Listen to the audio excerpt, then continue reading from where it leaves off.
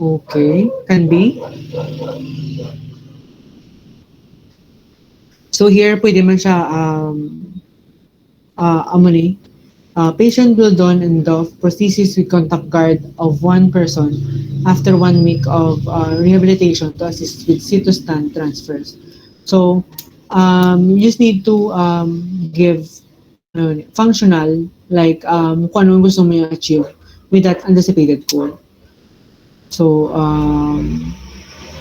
if ambulation ang imong goal, so you need to specify your anticipated outcome, your if ang expected outcome mo gali is for ambulation, so your anticipated goal would be pwede siya transfers, pwede siya ambulation with that certain amount of distance lang. So you just need to specify that.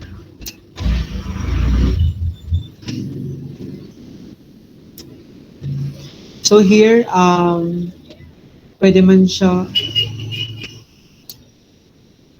rin.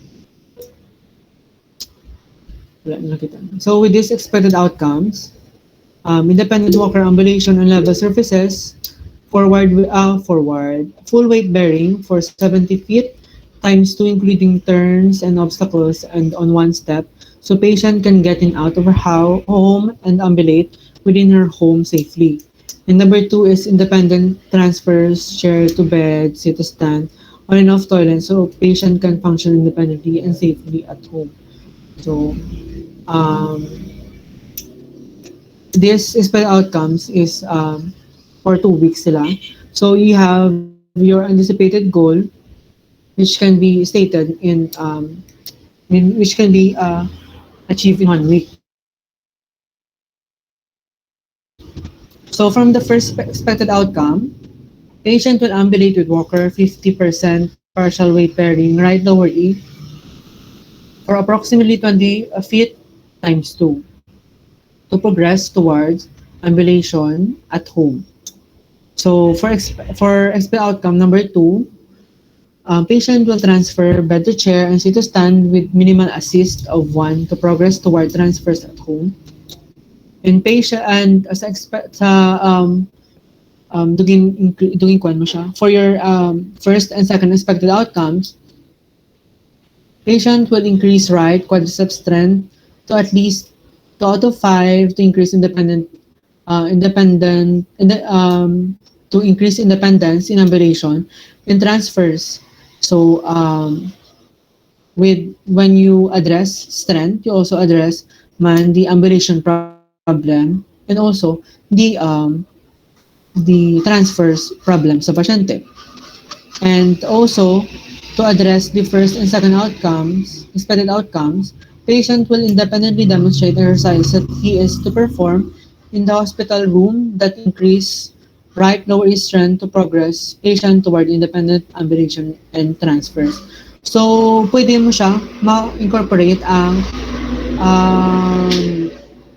do return demo sa exercises into your goal para para sure ka that your patient has a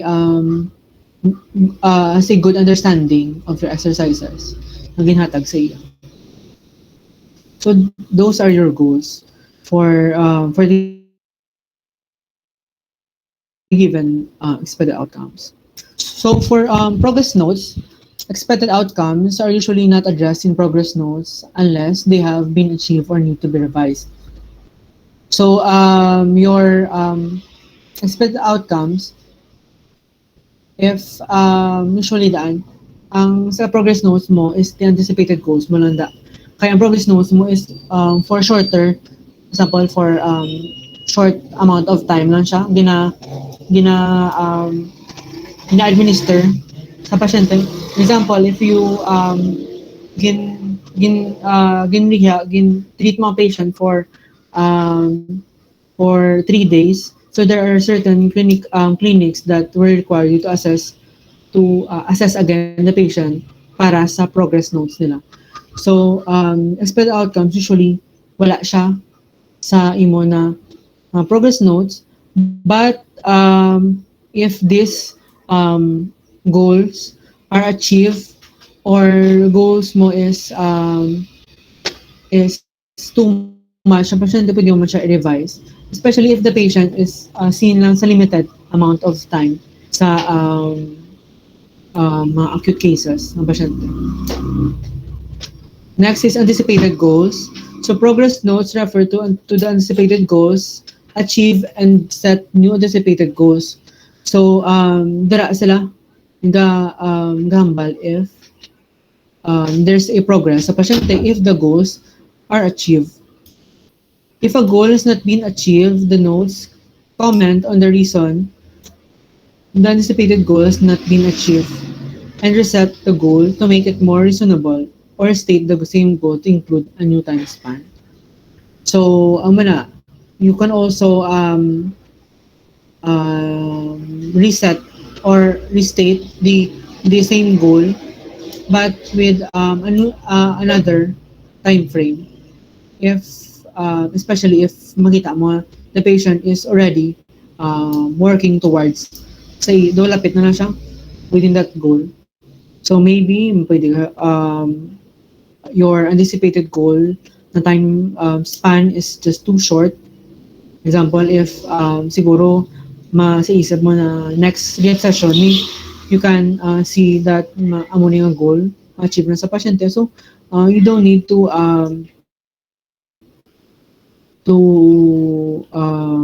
add another goal or to revise that goal. So, you just need to restate it with a new time span sa pasyente.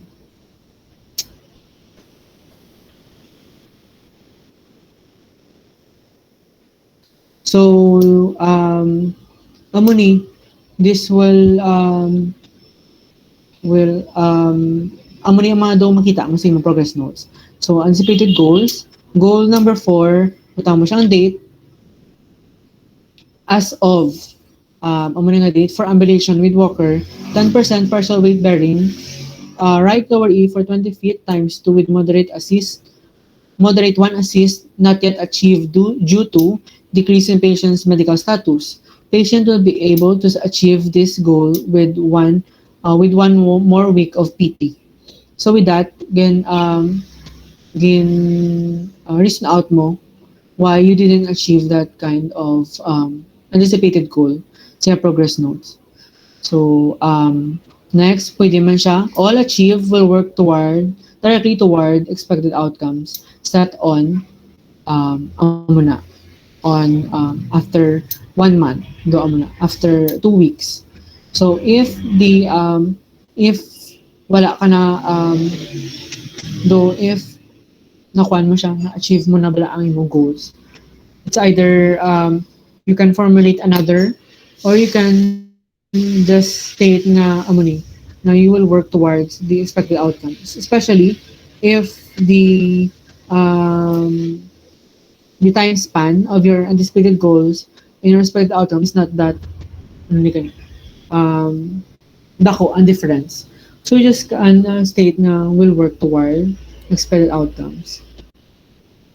So that's it for your anticipated goals and your expected outcomes. May questions ka mo? Excuse me, sir. Regarding sa progress notes. Oh, Sa progress notes. Amo ni sir, mention mo gina like every 3 days or like it will depend sa check ang rehab. They have different protocol or guidelines or rules when it comes to notes.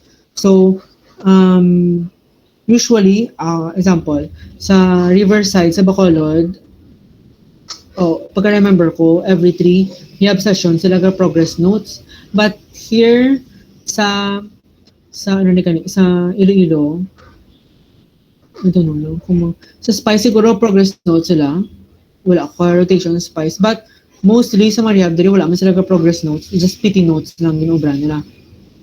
So, the progress notes, obrahon mo lang siya kung depende ang time, kung saan mo siya i-assess reward ng patient for your progress notes. Depende sa rehab. So, you just need to ask lang sa rehab or sa ilang gina-orient mo ka mo na during mag-con ka mo, mag-treat ka mo sa patients. So, gina-orient ka mo if after 3 days, you need to write your progress notes. So, mag-formulate ka anticipated goals mo within 3 days man. Or within that time frame man para ang mga progress notes will depend sa imong anticipated goals. Kasi di ba, dira ta mabalaan sa anticipated goals mo if the patient is progressing man or if the patient is improving. May questions pa?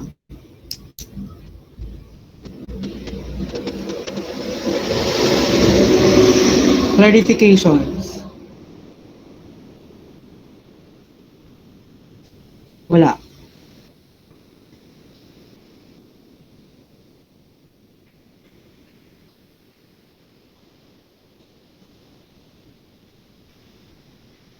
So, for your post-quiz or for your activity, may already activity, it will serve as your post-quiz lang. So, i-upload ko na niyang file. Then, you can just download it and send it to me. Ang document, i-share ko sa inyo para um, makita niyo.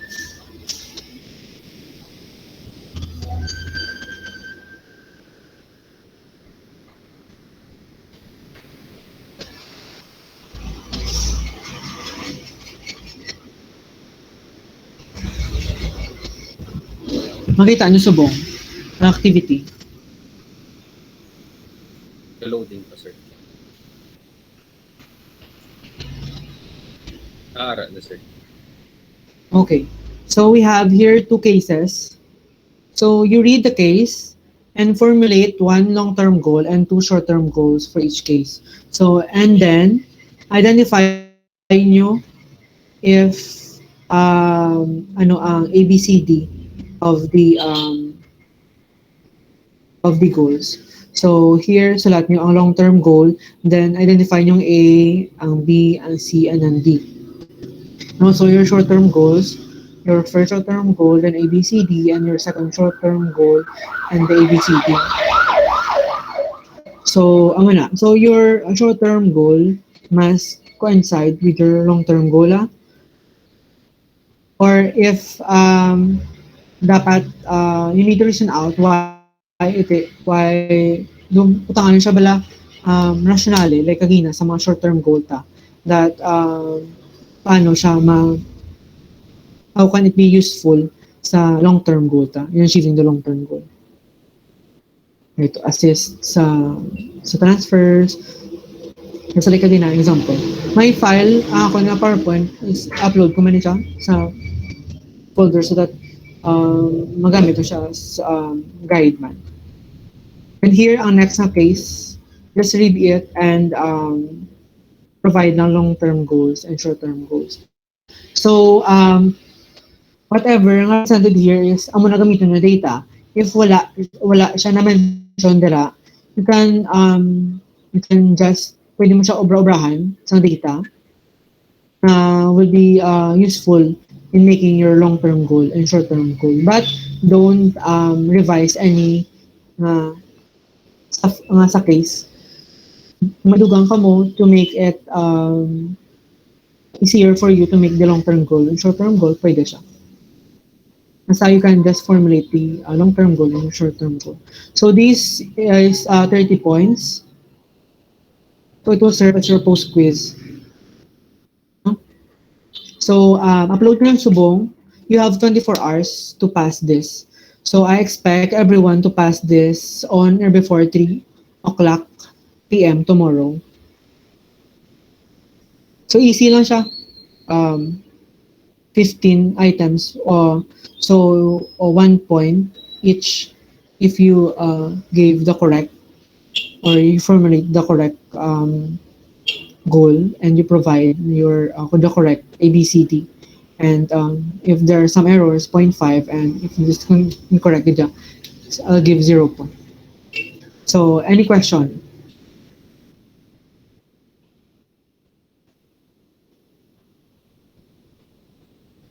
I-send nyo sa akon sa email ko lang i-send.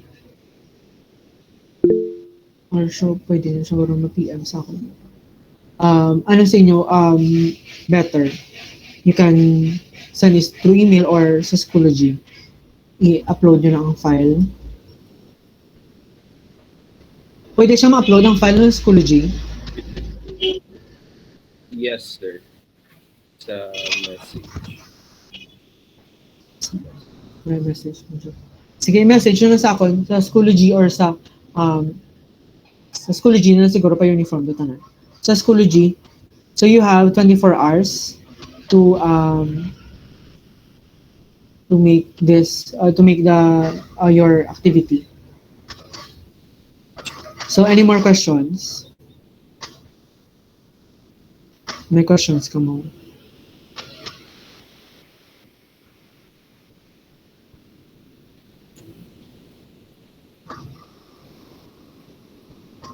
Excuse me, sir. Para maging clear lang sa Sige. instruction sa activity. Bale, i-state namon ang ABCD sang sa case as what provided. Isang Like, goal nyo, baka may isang goal user nyo. daw like ang phrase. The if i-specify pa naman sa phrase and then like i-A ang patient ang muna. Though, I-phrase form naman. though just like what we did kagina, an example, tabala kagina, sa imong ABCD, wait lang ha. Wait ako.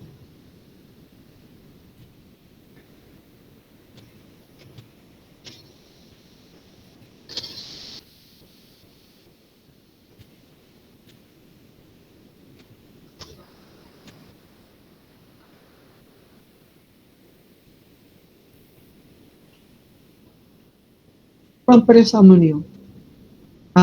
You formulate your own long-term goal and short-term goal, and you identify kung ano ang A, sa dra, ano ang B, ano ang C, ano ang D. Ah, okay, sir, understood. Same sa dire sa inyong obrata. So easy lang siya kay syempre kamo man nag-ubra sa inyong long-term goal. So you should be able to identify your ABCD kung kamo maobra kung 'di ba? So easy lang siya. So any more questions?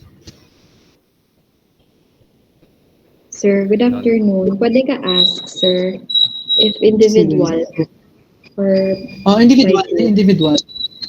Individual. Thank you, sir.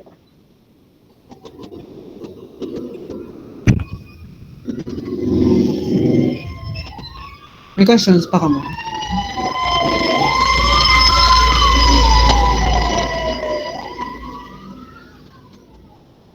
So you can access it sa Schoology yung folder, writing the assessment, long-term and short-term goals. Na-upload ko na siya. Subong. So you can download it and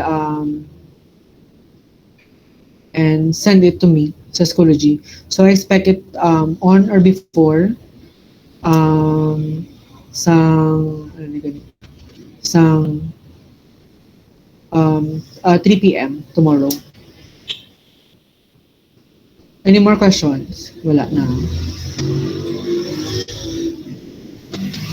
Sir, Yes. pwede ka ask, sir. Kay since Sige holiday po. man tomorrow, Sige so po. hindi pwede extend ang deadline. 3 p.m. at 12. Kung may SEM 1 pa kami daan, sir.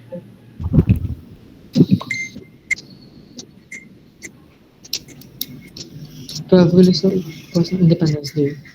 Oo, sir, holiday was. Kay, do na remember ko lang daan if holiday do hindi daan hindi kami pagaan obra kay since wala man daan break, sir. Okay. Okay. Sige. Thank you, sir. Siguro, okay, sige. Ano? Sige, go. Kuha na lang siya. I'll give you up until um,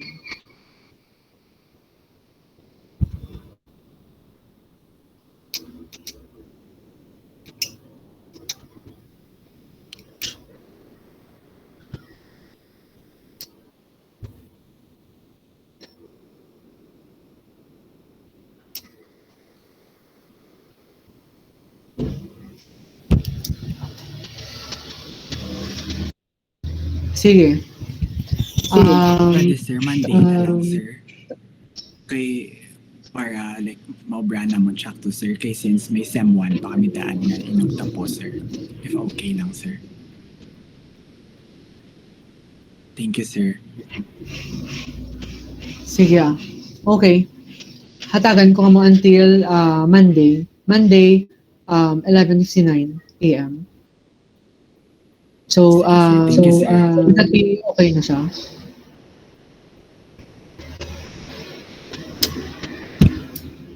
So, if you don't have any questions, just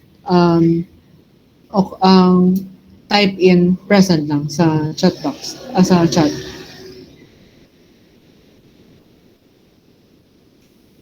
And if you don't have any questions, pwede ka naka-leave. Ang may questions, I'll give you another 2 minutes. Sir, may ask lang ko, Sir Tani. Sige, go.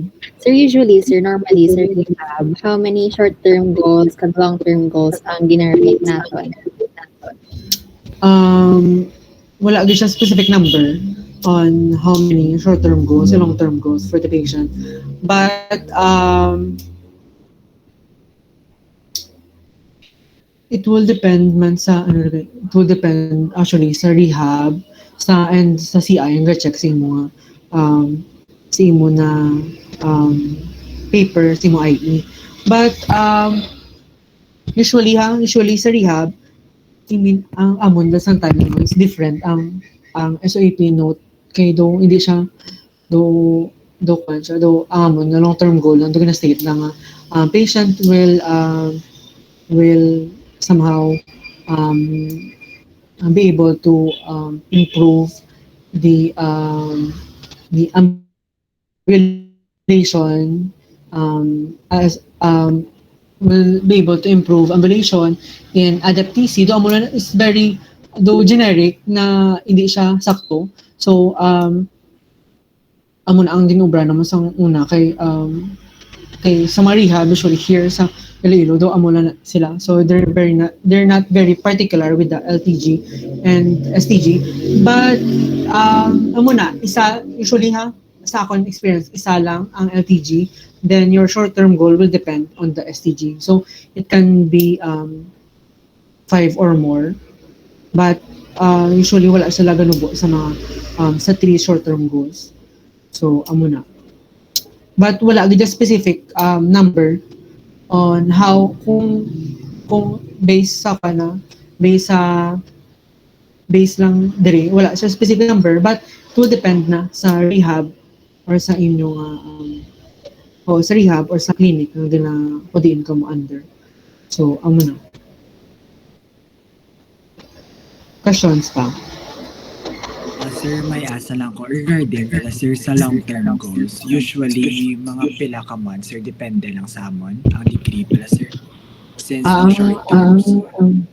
short term dancer since like usually dancer ka-mention kagina nga usually mga 3 days to 2 weeks. Sa long-term goals, sir, regarding sa degree pala hug time, so kami lang bahala or Actually, it will depend. Sa patient.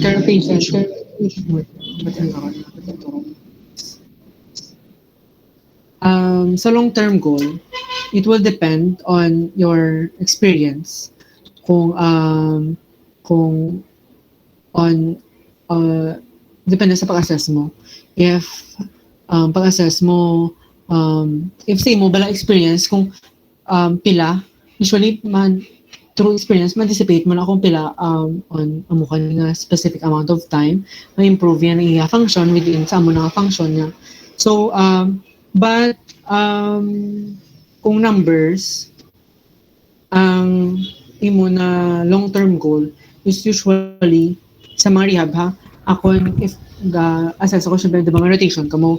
So, your long-term goal is either 1 month, okay, within amo na mo sa rotation nyo, or it can be 2 months depende sa rotation no, within that area, within that kung mag-assess bala ka mo. So, amo na dira or within kung pila na lang nabilin within sa pag-rotate nyo within dira area, magets nyo ang point ko. If siguro, if, di ba, if you're in sa middle na, if 1 month yung rotation in that area, so if sa middle the middle na sa rotation nyo, 2 weeks ka na, sulod yung patient na, gipay isa mo. So your long-term goal is just 2 weeks lang. So you need to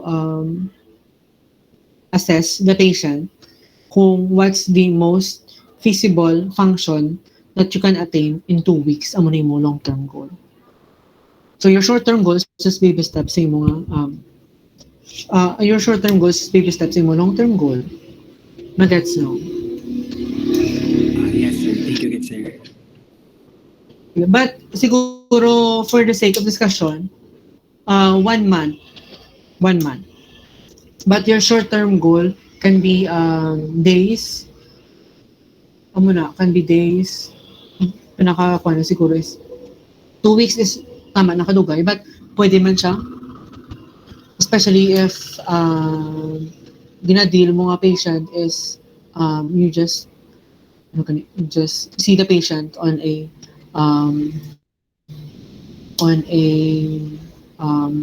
once a week na basis lang. So pwede siya like 2 weeks or if twice a week mo na siya na gamit, pwede mo siya 2 weeks ay mo short-term goal. Actually, I won't be very particular with the time frame kung ako mag-check. But you just need to know that you need to justify lang siguro na if you're doing or you're stating your short-term goal, why is it nga with that certain amount of time mo gin-setting mo short-term goal. So you need to justify lang if question kung masay mo isang masabtunog kay usually on that amount of time the example sa pain abi sa pain, so usually if that's amount of time usually the pain or the inflammation process can resolve sa imo body sa imo certain on that local part of the body. So with that na-anticipate mo there's a decrease in ano gani in pain perceived sa perception ng pain within that time span. So, you need to justify lang. An example, if sa long-term goal, question nun, why is it na you gave bisan if you naka-rotate ka lang 1 month, you need to justify man why is it na 1 month ang ihatag mo for certain function. Mabalon mo kay within this time frame, example lang, mabalon mo this time frame, this is the most feasible na function na ma-achieve with the help sang anticipated goals mo. Amo na ma-achieve mo siya amo nang pinaka-feasible na function that you can achieve in a certain amount of time. So, amo na. And also, it can work man na example, your function be amo na inambal mo, you can ambulate the patient up to 150 feet. So ihatag mo siya, butangan mo siya 2 weeks or butangan mo siya 3 weeks. So you need to justify man naging butangan mo 3 weeks kay usually in your anticipated outcomes there are na makuan mo siya bala ma-anticipate mo na within 3 weeks to divide mo na within 3 weeks you can reach 150 feet of distance when you're doing your rehab sa patient. So you need to justify lang. And in your sa kwan siguro sa inyo na right, so kung mag-defense na kamo bala dira lang man ako mga kwan, you need to justify lang din. So especially mag-IE na kamo sa Clean Ed 2. So, amo na, dara lang gid ako siguro na if kay syempre ako ni lecture, so you need to justify lang. I mean, I want you to justify why is it na amo na inyong goal.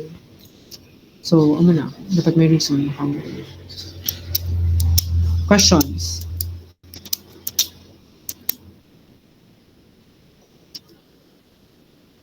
Wala na. Kung wala na, pwede na ka maka-leave. And thank you, kid, for giving your time. Thank you man, sir.